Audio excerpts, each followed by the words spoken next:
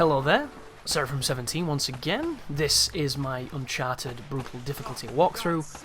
This is Chapter 8, it's called The Drowned City. There is a transition.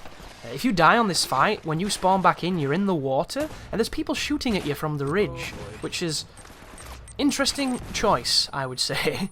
But I quite like this mission. It's got a lot of fun fights, it's got a lot of fair fights, and it's got one fight that I was stuck on for about 40 minutes because I took a shotgun in. Because I favour the shotgun over the AK, because the AK is a piece of dog shit. And it's the one circumstance where I felt like it bit me in the balls. And I'm going to advocate not taking the shotgun. But you can still make it work. It's only challenging because the cover's not great and there's a grenade guy who spams grenades. Which leads me to a topic that I think is worth discussing. And that is unlimited ammunition for enemy NPCs/AI. Everybody has played a game where the enemy has picked up a gun that is powerful, or started with a powerful weapon, or has thrown a grenade at you. And everybody's played a game where they could throw as many as they wanted, /shoot as many as they wanted. And it brings us to an interesting situation of, how do we make it so that the enemies are still legitimately threatening, but are not full of shit? So the first thing you could think of is, we'll give them an ammo restriction. But what happens when they run out of ammo? How does it affect the game? Does it turn the game into a joke? Does it mean that every player will just sit behind cover, wait for them to run out of ammo, and then run around killing them all when they look for bullets? I don't know. The idea of an enemy running out of ammo and having to find it, I think sounds fascinating. But I don't necessarily know whether or not that would lead to good things. It'd all depend on how it's designed. This section coming up is... oh, wow. So, I commend them for diversifying gameplay and enabling us to jet ski, because jet skis are always fun. I played Wave Racer. But shooting dudes on jet skis in this labyrinthine level design of douchey balcony men is kind of popcorn bullshit at its finest. This is actually a challenging level if you don't know the spawns. And I don't know the spawns, so you're going to see a very paranoid play here of shooting all the windows I think I would put people in. And not all of them are true, but some of them are. And you have to take this very slow, because the jet ski doesn't control the best. It's very difficult to stay in cover with it, because there's the water moving you, there's the buoying of the ebb and the flow of the current. And then there's the fact that you still die in 2 bullets by people who are shooting through all the leaves and things, so it makes for a rather interesting sequence. And the candle on top of the cake in this is the checkpoints aren't very good.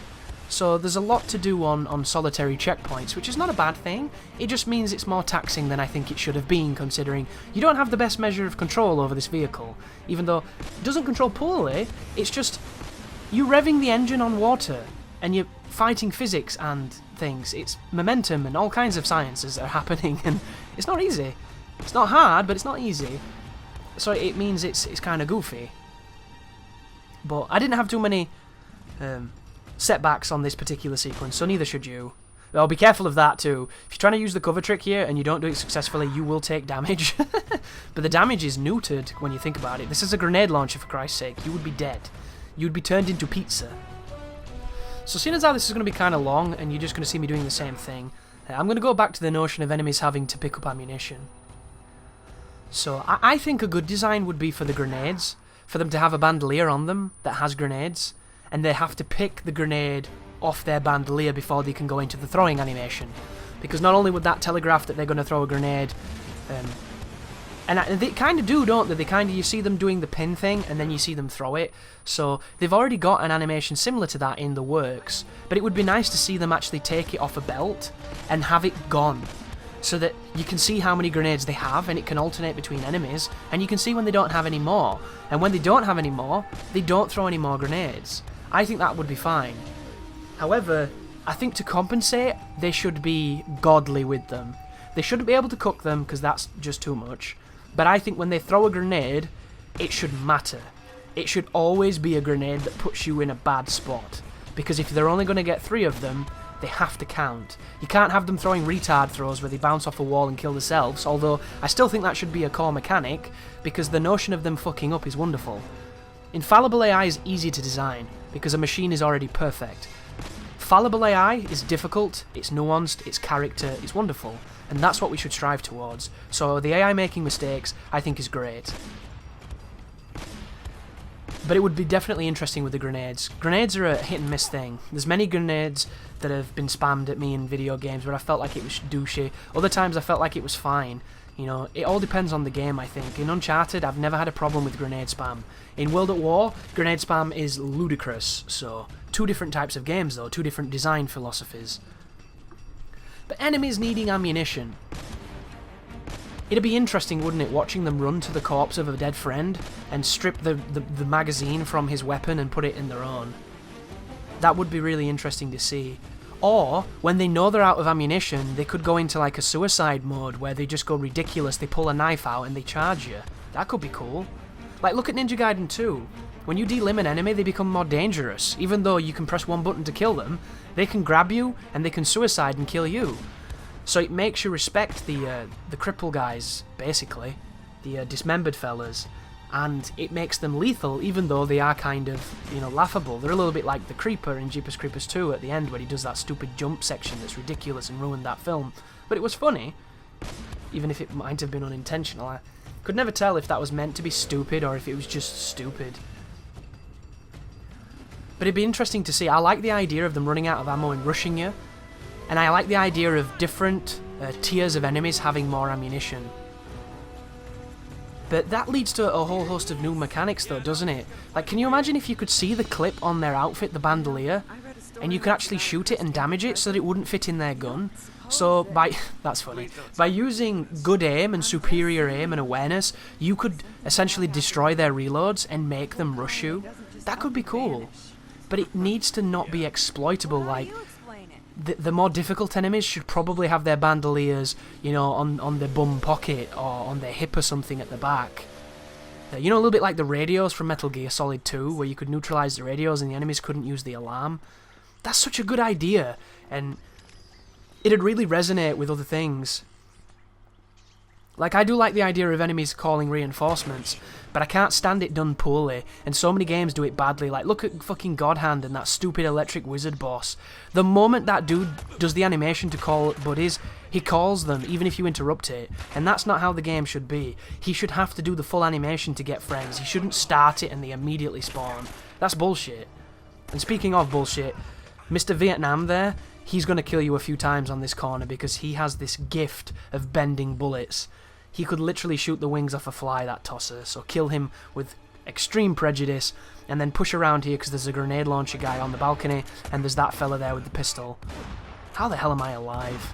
That was close. But I'm always glad that those make the guide. I like having those hair moments where you're that close to death, because it shows you just what it's like. When you think about it, if you tried hard enough, you could probably do a no damage run of this game on Brutal. Because a lot of the times when you're doing well, you're not getting hit. And it sounds crazy, doesn't it? The idea of no damaging a third-person shooter that's designed to have really accurate enemies. But I think in a game like this one, you could really make a fair case of trying to do it. Like, you know, if you put the unlimited ammo on, so you never had to worry about running out of ammunition, I think you could no damage this game. That might actually be a fun challenge. And you'd still get the people like, oh, you did it with unlimited ammo, so you're a scrub. But how many times do you have to put yourself in a bad spot in these games to find ammo? All the time. So if you remove that threat, you could legitimately play very defensively and no damage this game. That could be interesting, actually. I don't know if it'd work on the other ones, because there's a couple of sequences on Uncharted 2 and 3 where, oh no, you would never be able to no damage the turret section. That's just fucking a joke, isn't it? That would be impossible. But you could make a good case of the rest of the game, I think. I love the grenade launcher for killing the fat dudes. They just kind of bowl over. I like that. Cut those marionette strings. But the idea of enemies calling reinforcements I think is cool.